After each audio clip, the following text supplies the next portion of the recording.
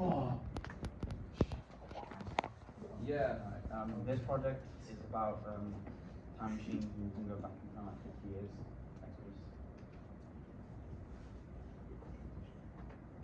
The game name is X-Live. I've pressed it. Weedy Sad Life.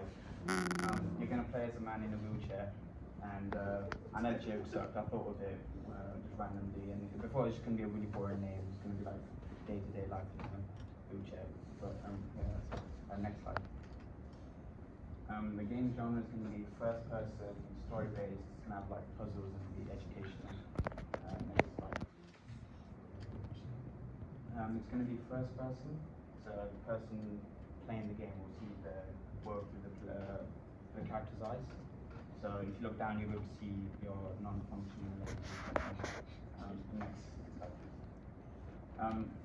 I got the idea because I played Wii Party before with my family, and it's really fun mini games. So like the reason you'll be doing mini games is because you'll need to do tasks like cooking, cleaning, filling a glass of water, and stuff like that. So and if you like pass the mini game, you get like a little tiny like flags about polio. So next slide, please. The progression system is after you do like all the tasks in that one room, you'll get access to the next room, and the maximum amount of rooms there'll be available will be like 2 to 3 rooms, I feel like, because I don't want to make the game too long. And next slide. The art style is going to be less polished because that's what I can do consistently. I can't do realism, I'm really bad at it, and that's it. Okay, I've got loads of questions. So, what time period are we learning about this here? is like the 19th. Because you know wheelchairs isn't a time. Yeah, no, but it's about polio, and like you like learn facts about polio. It's during like the epidemic that happened in like the I forgot the time, but it's like the 1940s, I think. It's like there's a big polio epidemic in America. Cool. Just as a side note, if the function of the project is to teach us about a time period, you definitely should know when it is. Okay. I looked at it, I kind of forgot. So I'm a dude in a wheelchair. Yeah. Right. Because I've got polio. Yeah, it's affected your spine, so everything from the waist down is. Sure. And I wheel around my 1940s house. Yeah. Playing mini games. There's you do tasks, and there's tasks to complete the tasks. You do mini games to complete the tasks. Right. And after you complete the tasks, you get like a little fact. And they're like house. A fact about what? About polio. Okay, about polio. Yeah. So, All about that. so I'm a guy with polio, and my life is hard because I can't walk. Yeah. And as I navigate the misery of my regular life and disabled accessibility in the 1940s, I'm rewarded for doing day-to-day activities with information about my disease. Yeah. Okay. Okay. Do you think the name is maybe mildly offensive? It's meant to be oxymoronic because like it's gonna like look really happy, but it's gonna be very colorful, but it's gonna be really really sad. Okay, so it's a bright and cheerful looking game that's actually really, about really the depression of being disabled. Yeah. Well, I like that. I like that a lot. I question how educational it is in its current form. Yeah, I could change that so you can actually. No, I don't know. I think that if you're skirting by the brief close enough, then I mean, honestly, it sounds like a real meme generator, and that's not necessarily a problem. I would say that most of my criticisms aren't even necessarily about this, it's more about the structure of the presentation. Like, it would be good to lead with, this is a game about polio in the 1940s, as opposed to, you're a guy in a wheelchair, here's a stock image of some hands.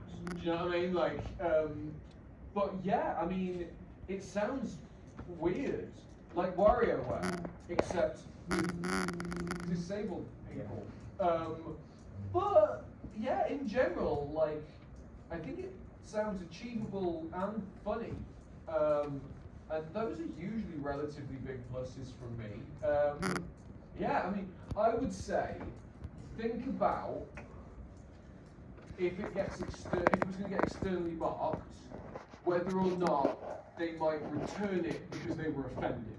Because they can do that. that's the thing. If you stray too close to things which might upset people, like the difficulty is if you get a marker who's in a wheelchair, and then they're all like, "This kid's just making a game, taking the piss out of people in wheelchairs," then they might refuse to mark it, and that's a problem. But I mean, I like it, and I'm not offended. So you've passed that test. But yeah, I mean, it's weird, but in a good way. Cool. Anybody else got any questions? Leo. If you just fail, you don't get any kind of. No, you just do it again, or you just skip the mini game. No, do you mean the mini game or like the game? Repeat the mini game. Yeah. If it's like something like cooking, you just do it until you run out of like ingredients, I guess, or something like that. And then what? Do I die? No, you just move on. There's nothing to like you start. Yeah. So I try and cook in my wheelchair, Yeah. and if I fail to cook in my wheelchair too many times, I just don't get to eat. Yeah, I could make it where like you slow down because you're like tired. I don't know. Alright, yeah, that's good. That's good. What's the end? You just do all the tasks and then you go to sleep in bed. The main goal is to make it to your bedroom, which is lots of door, and you do all the mini games, and then you get access to new rooms and eventually make it to your bedroom. Can you fail? No failing. Is it all on one floor? Yeah, it's a bungalow, so because he's in a wheelchair. Because it's in a wheelchair, Yeah, yeah. They didn't have stairs to yeah. 9th floor, yeah, okay. Cool. Okay. Yeah, I mean, I like it. Anybody else more questions now? There's clapping time there. Yeah, I don't know. Very funny. Yeah.